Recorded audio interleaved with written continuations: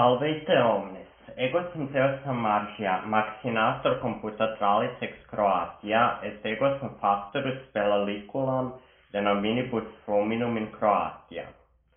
Homines qui denominibus locorum et fluminum sciunt, saepe etiam linguam latinam sciunt, et propterea in hac spelalicula loquar lingua latina.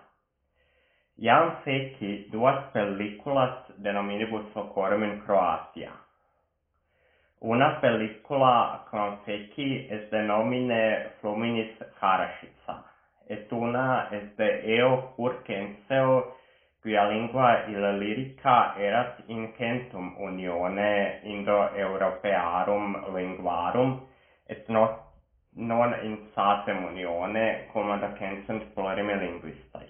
Haec pellicula erit de quo appellalo caer regularitas in nominibus Fluminis in Croatia. Ergo, quid est caer regularitas in nominibus Fluminum? Nomina septem magnorum Fluminum in Croatia incipiunt cum consonantibus K et R, Krka, Korana, Krbavica, Krapina, Kravaršica, et duo Flumina cum nomine Karašica. Incipiamus ergo hanc pelliculam cum explicatis quid plurim linguistae censent de eis nominibus. Ergo, nomen Krka. Duo sunt Flumina cum nomine Krka, unum in Slovenia et unum in Croatia. Plurim linguistae censent quia nomen Krka venit ab illyrrico vocabulo quod significabat arborem quercum. Flumen Krka antiqua tempore appellalabat Titius, et plurim linguistae censent quia nomen Krka antiquis temporibus significabat quodam oppidum et non flumen. Alis verbis quia Krka antiquis temporibus erat oiconimum et non hydronymum. Nunc quomodo plurim linguistae explicant factum quod Indo-Europeanum vocabulum proabere quercus incipit cum consonante P, et Krka incipit cum consonante K id nescio. Nomen Korana. Plurim linguistae censent quia nomen Korana venit ab Celtico nomine Karrana, quod venit ab Celtico vocabulo car, quod significabat saxum. Nunc quomodo plurim linguistae explicant cursum modo primum a in Karrana vertit in no, sed secundum a remanet a id nescio. Quidam linguistae etiam Petar Skok censent quia Korana venit ab illyrrico vocabulo kron quod significabat fontem, viam etat Hesibus. Sed plurim linguistae eam ideam non accipiunt, eam etat thesis sane esset irregularis. Nomen Krbavica. Plurim linguistae censent quia nomen Krbavica est sclavica in origine, ex eadem radice ut Croaticum vocabulum Hrbat, quod significat montem. Ergo, quia Krbavica significat flumen in monte. Quomodo plurim linguistae tunc explicant alternatio inter H et K in incipio eius nominis nescio. Nomen Krapina. Plurim linguistae censent quia nomen Krapina est Germanica in origine, ab nomine Piscis Carpa, quod significabat Cyprinidae. Eam et catesis inter ar et ra esset regularis in lingua Croatica, ides quod appellalatur metathesis liquidorum. Nomen Kravaršica. Plurim linguistae censent quia nomen Fluminis Kravaršica venit ab nomine Vico Kravarsko, quod venit ab Croatico vocabulo krava, quod significat vaccam. Croaticum vocabulum crava venit ab Celtico vocabulo procorno. Et finaliter nomen Karašica. Plurim linguistae censent quia nomen Karašica est Turcica in origine, quia venit ab Turcicis vocabulis Kara, quod significat Niger, et sub, quod significat aqua. Nunc quomodo linguistae explicant cur Kara subvertit in Karašica, et non exempli gratia in curosba id non comprehendo. Haec est gravissima res. An non vobis apparet quia eae etymologiae in quibus florim linguistae credunt contradicunt informaticam. Non potestis id non videre, non potestis totaliter negare eam realitatem. Ea caer regularitas in Croaticis nominibus fluminum habet P valorem, et ea P valor probabiliter est parva. Non licet nobis asserere eam coincidentalem esse. Ergo, quanta est P valor eius cae regularitatis in nominibus hominum in Croatia? Assumemus quia Croatia habet centum magna flumina, nescio quomodo id melius approximare. Simplex computatralis simulatio, quae assumat linguam Croaticam habere viginti consonantes, et propterea quadringenta para consonantium, quae apparent aequalis est saepe in vocabulis,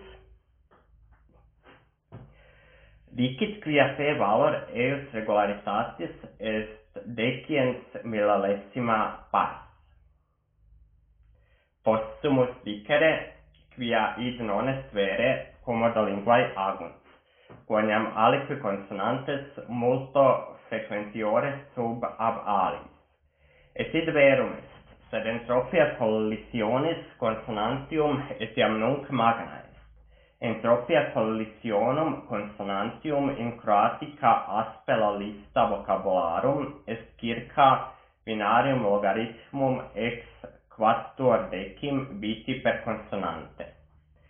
Sicinemus id datum in computationalem simulationem, ea simulatio dicit quia P valor est novem quintae millesimae partes, vero circa quingentesimam partem. Possumus dicere quia id etiam non est quomodo verae linguae agunt, quoniam verae linguae habent phonotacticam. Phonotactica facit aliquae para consonantium frequentiora esse, quam alia pars, essi frequentiae singularum consonantium possunt esse eatem. Mathematicae modellare Croaticam phonotacticam sane mathematicalis est incubus. Sed post constudebam theoriam informationis in universitate, acquisivi ideam quomodo possum simpliciter calculare intervallem confidentiae quanta entropia phonologiae possit esse. Facile est facere programmam quae metitur Shanonis entropiam parum consonantium in Croatica aspel lista vocabulorum. Ea est septem punctum 839 biti per par consonantium. Etiam facile est facere programmam quae generat multos coincidentales stringos, et metitur eorum Shanonis entropiam et entropiam collisionum. Extatis, quae ea programmam adat, possumus aestimare entropiam collisionum ex Shanonis entropia. Si Shanonis entropia est septem punctum 839, entropia collisionum non potest esse procul ab quinque punctum 992 bitis per par consonantium. Ergo, entropia semanticae in lingua Croatica est quinque punctum 992 biti per par consonantium. Entropiam syntaxis possumus meti modo ut comparimus entropiam aspel listae vocabulorum cum entropia longi textus. Et ea est nulla punctum duo unus quattuor biti per par consonantium. Entropia morphologiae est inter nulla et unus punctum quinque septem duo biti per par consonantium. Entropia phonotacticae est unus punctum sex duo tres biti per par consonantium, et propterea entropia phonologiae est inter unus punctum sex duo tres, et 3.195 biti per par consonantium. Entropia phonologiae et entropia morphologiae simul capiunt 3.195 bitos per par consonantium, et entropia phonologiae debet esse maior quam entropia phonotacticae, quoniam phonotacticae pars est phonologiae. Si ea data sinimus in eam simulationem computatralem, ea dicit quia p valor est inter 3/10 partem et 7/10 partem, de nuo parva p valor. Plurim linguistae qui student nominibus locorum asserunt quia agere linguarum contra agendum quod praedicit theoria informationis dominans est, et neque accipiunt onera probandi. Ut marxismus saepe asserit quia oeconomica agenda hominum quae contradicus theoriam ludorum dominantia sunt, et marxistae neque accipiunt onera probandi. Interpretatio nominum locorum in qua plurim linguistae credunt est linguistica versio marxismi, et debet reiecta esse ex linguistica ut marxismus reiectus est ex hodierna oeconomia. Si aliquid magis qua marxismus, quoniam theoria ludorum solmodo facit qualitativas praedictiones de economia, et theoria informationis facit quantitativas praedictiones de nominibus locorum. Mea sententia car vel cur erat lyricum verbum quod significabat fluere, et nomen Carascica venit ab Illyrico nomine Furrissia. Fur significabat fluere, ur significabat aqua, et venit ab Indo-Europeano radice vecer, und Latinum vocabulum urina venit, et issia erat frequens suffixum in lingua illyrica. Quod etiam est in antiquo nomine pro Jacobo Certissia. Et ego censeo quia id verbum cur venit ex Indo-Europeano radice quies, quod significabat currere aut ectium. Ego ergo censeo lingua illyrica esse centum linguam, et non satem linguam, ut censant plurim linguistae in Croatia. Ego censeo quia Furrissia venit in praes clavicum ut Carrassia, quod dedit Carrassia post legem Havlicis, et quod dedit Carascia postquam geminati consonantes evanuere ex lingua Croatica et postiotationem, ad quod Croatae addidere sum suffixum ita.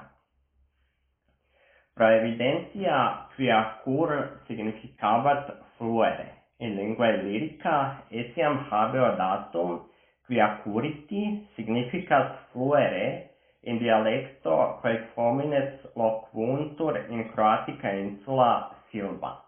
I habent frasim rime curi, quod significat tempus fluit.